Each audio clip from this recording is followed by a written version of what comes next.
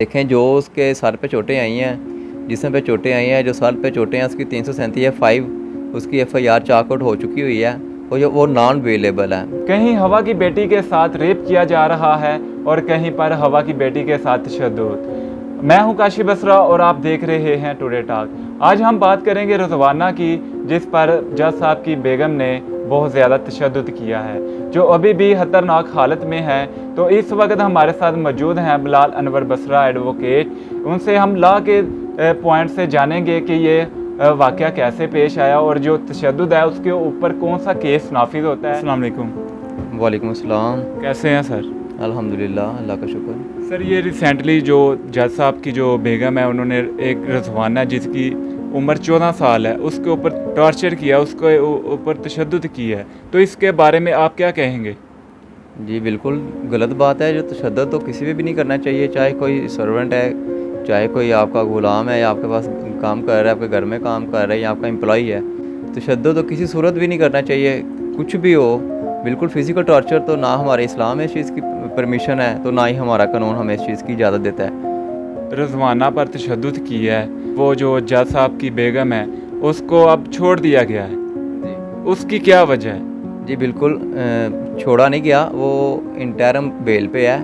उसने अपनी जो है बेल मूव की है कोर्ट से और वो इंटरम बेल पे है। और इंटरम बेल पे होने का मकसद बिल्कुल भी ऐसा नहीं होता कि उसको छोड़ दिया गया है। वो अभी अबूरी ज़मानत में है। इसके बाद वो जिस पुलिस स्टेशन में उसकी FIR जो है पर्चा चार्ट किया गया, उस थाना में उसको सामने तफ्तीश किया जाएगा और उससे सवाल जवाब किए जाएंगे और उसकी इन्वेस्टिगेशन के बाद पता चलेगा कि जो असल हक़ाइक़ हैं वो क्या हैं। जो रिजवाना की माँ है उसको पैसे का लालच दिया गया है, उन्होंने पैसे से इनकार कर दिया है, लेकिन वो जो जज साहब की बेगम है उन्होंने उनको डराया है। क्या ये बात दुरुस्त है? क्यों ऐसा कर रही हैं वो? देखें ये तो शुरू से ही होता आया है कि जिस पे टॉर्चर होता है, एक जो बंदा हैवी होता है उससे थोड़ा सुपीरियर होता है पैसे के लिहाज से या वैसे अपने ओहदे के लिहाज से, तो वो हमेशा के लिए ये तो शुरू से आता है होता है ऐसा कि कोई भी बंदा है जिस पे टॉर्चर किया जाता है या जिसको मारा जाता है, पीटा जाता है, उसको कुछ नुकसान पहुँचाया जाता है, बाद में उसको पैसों का लालच दे के या पैसों की ऑफ़र दे के तो उसको कहा जाता है ठीक है तो अदालत में आके मेरे हक़ में बयान दे दे ताकि मैं पर्चे से बिल्कुल बरी ज़िम्मा हो जाऊँ। ऐसा तो होता है। अगर ऐसा हुआ है तो ये बिल्कुल गलत बात है। सुना है कि ऐसा हुआ है कि उसने ऑफ़र भी करवाई है कि पैसे मुझसे पैसे ले लो और मेरे हक़ में आप बयान दे दो। अभी ये कुछ बातें सच पे मबनी है और कुछ जो है ना मेरे इल्म में यही है कि अभी इस बात की मैं तस्दीक नहीं कर सकता हूँ। ये अभी कहा जा सकता है कि अभी ना तो कोई ऑन दी रिकॉर्ड को बात है, ये सुनी सुनाई बातें हैं और हेयर से जो एविडेंस होती है, हेयर से जो नहीं, उसकी माँ ने मीडिया वालों को बोला है, मतलब कि उनका बयान आया है। बिल्कुल अगर उसकी माँ ने बयान दिया है वीडियो लिंक के ज़रिए, अगर कोई बयान आया या वीडियो उसने लाइव बयान दिया अपना, तो बिल्कुल ये बहुत गलत बात है। ऐसा नहीं होना चाहिए बिल्कुल भी।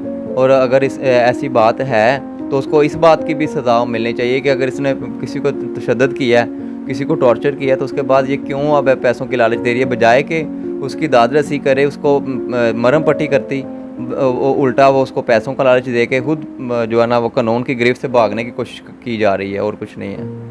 तो ये जो 14 साल की रिजवाना थी, ये इस्लामाबाद में काम कर रही थी उनके घर में, तो वो कह रहे हैं कि डॉक्टर हज़रात की जो रिपोर्ट आई है उसमें यही आया कि उसके पूरे जिस्म में तशद्दुद के निशान हैं, दिमाग में कीड़े पड़ गए हैं, उसके अलावा फेफड़ों में पानी चला गया, इतनी खतरनाक उसकी हालत है। तो अभी भी क्या हमारा कानून सबके लिए एक जैसा ही है? जज साहब के या जो बड़े ओहदेदारान हैं उनके लिए अलग से होता है? नहीं, कानून तो सब के लिए इक्वल है, चाहे कोई एडवोकेट है, कोई जज है, बेशक वो हाई कोर्ट का जज है या सुप्रीम कोर्ट का जज है, कानून तो सबके लिए इक्वल ही है ना। ये तो बिल्कुल ऐसा नहीं है कि एक जज साहब हैं या कोई एक पार्लियामेंटेरियन है या कोई एक समझ लें कि कोई असिस्टेंट कमिश्नर है या डिप्टी कमिश्नर है या कोई चीफ सेक्रेटरी है, यहाँ तक कि कोई वज़ीर आला भी हो या कोई मुल्क का प्राइम मिनिस्टर हो या प्रेसिडेंट हो, कानून सबके लिए इक्वल है। ये ज़रूरी नहीं है कि एक बंदा को जज है तो वो तशद्दुद करेगा तो उसको कानून की गिरफ्त से वो ख़त्म कर दिया जाएगा, कानून की गिरफ्त से उसको लाया नहीं जाएगा। ये बिल्कुल उसको लाया जाएगा अगर उसने ये तशद्दुद किया है, फ़िज़िकल तशद्दुद है। जैसे आप बता रहे हैं कि उसके पेट में पानी चला गया, ये इसकी फेफड़ों में पानी चला गया, ये बहुत उसकी जानलेवा साबित हो सकता है उसके लिए कि उसको इतना तशद्दुद किया गया, सर में चोटें आई हैं, बहुत ज़्यादा जिस्मानी तशद्दुद किया गया है उसको। ये बहुत, मैं इस चीज़ की तरदीद करता हूँ कि देखें उन्होंने बहुत पता नहीं किस चीज़ से मारा है उसको, इतना तशद्दुद किया है कि वो देखें हमारी भी बेटी है, वो एक हवा की बेटी है, सब की बेटी है, उसके साथ ऐसा नहीं होना चाहिए था।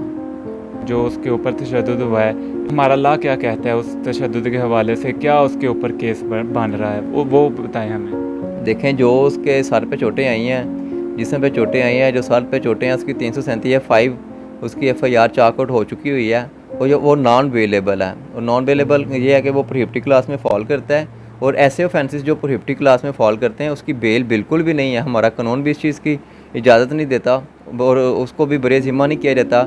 अगर वो कल को एविडेंस के ज़रिए, कल को अगर उसकी वो प्रूफ हो जाता है कि इसने ही तशद्दुद किया है, या बिल्कुल इसी के तशद्दुद की वजह से इसकी डेथ हुई है, तो फिर वो 337(5) के साथ साथ 302 भी आज़ाद हो जाएगी, और वो भी नॉन अवेलेबल है, उसकी भी ज़मानत नहीं है। और अगर इंसानी हकूक़ की बात करें तो बिल्कुल ये एक औरत पे तशद्दुद किया गया, ज़ैनब पे तशद्दुद किया गया था, तो उसको फिलफौर उसका ट्रायल किया गया था। मेरी अल्लाह काम से यही गुजारिश है कि इसका भी ट्रायल जो है ना वो फिलफौर किया जाए। जो ट्रायल 6 माह में कंक्लूड होना है उसको 1 माह में कंक्लूड होना चाहिए, ताकि पता चल जाए। अक्सर सुनने में आ रहा है कि कुछ सिविल सोसाइटीज़ वाले या कुछ ऐसे लोग हैं जो नाम नहाद लोग हैं कि जानबूझ के वो बदनाम करने की भी कुछ ज़्यादा कोशिश कर रहे हैं कि एक ज़ख्म, एक लेट्स सपोज एक सर पे ज़ख्म है, तो उन्होंने सर को एडिटिंग करके पाँव की भी पिक्स लगा दी हैं, पेट की भी लगा दी हैं, बाजुओं को भी लगा दी हैं कि ये भी उसी रिजवाना की पिक्स हैं। देखें ये चीज़ तो मेडिकल ने प्रूव करना होता है ना कि क्या जो सर पे चोट है और जो पेट पे चोट है, क्या वो मेडिकल में वो सर भी रिजवाना का है और वो पेट भी रिजवाना का है और पाँव भी, क्योंकि एडिटिंग है। अक्सर नाम नहाद लोग ऐसे भी कर रहे हैं, एक हमारे जजेस को, हमारी सोसाइटीज़ को या हमारे माशरे में इंतशार फैलाने के लिए, हमारे जजेस को, हमारी अदलिया को डिग्रेड करने के लिए वो लोग डिस्टर्ब कर रहे हैं। हमारे मुल्क में बहुत ज़्यादा इस पहले ही बहुत ज़्यादा मामला डिस्टर्ब हैं, ऐसे काम करने से वो और ज़्यादा डिस्टर्ब करेंगे मामलात को। मेरी उन दोस्तों से, उन भाइयों से भी गुजारिश है कि आपको जितनी खबर मिलती है मेरे भाई, आप उतनी ही खबर को आगे फैलाया करें, उतनी ही कवरेज किया करें जितनी आपको कवरेज मिलती है, ना कि आप खुद से एडिटिंग करके मुल्क में इंतशार फैलाने की कोशिश करें। मेरी उन जजेस से भी रिक्वेस्ट है, और उन जजेस के मैं फेवर में भी बात करूंगा कि देखें जजेस सारे इक्वल तो नहीं है, हर 5 उंगलियां बराबर तो नहीं है। अगर किसी जज की वाइफ ने तशद्दुद कर दिया है, तो अब ये तो नहीं है कि आप पूरे पाकिस्तान या पूरी दुनिया की जजेस को आप बुरा भला कहना शुरू कर दें। ये भी बहुत गलत बात है, मैं इस चीज़ को भी अच्छा नहीं समझूंगा। अगर किसी जज साहब की वाइफ ने ऐसा किसी के साथ तशद्दुद किया है तो उसको करार वाकई सज़ा मिलनी चाहिए, और उसको पता चलना चाहिए कि मैंने किसी की बेटी के साथ नहीं किया, मैंने बल्कि अपनी बेटी के साथ ये तशद्दुद किया है, और वो अपनी बेटी को मद्देनज़र रख के फिर वो ऐसा काम करे मेरी बहनें, तो उनको पता चले कि हमारी भी बेटियां हैं। हम किसी की बेटी को अडॉप्ट करके या किसी की बेटी को हम किराए पे लेके 10,000 15,000 के ईव्स महाना अपने पास रख लेते हैं, ये भी अच्छी बात नहीं है। 24-24 घंटे काम कहते हैं उन्हें, उनको बिल्कुल मैंने रिसेंटली एक वीडियो देखी वीगो डाले में, वो जो उसकी मेड थी, मुलाजमा थी, वो वीगो डाला में डॉग को पकड़ा हुआ है, पीछे बैठी हुई है, तो जो बच्चे हैं उसके वो वीगो डाला के अंदर बैठे हुए हैं अपने मामा बाबा के साथ। देखें ऐसा बिल्कुल नहीं होना चाहिए। वो आपकी बेटी है, वो किसी की बेटी नहीं है। जो आपके घर आ जाती है, आपके काम करती है, वो किसी की बेटी नहीं है, बल्कि वो आपकी बेटी है। तो मैं ऐसा बिल्कुल भी अच्छा नहीं समझूंगा कि देखा जिसने तशद्दुद किया उसको करार वाकई सज़ा मिलनी चाहिए।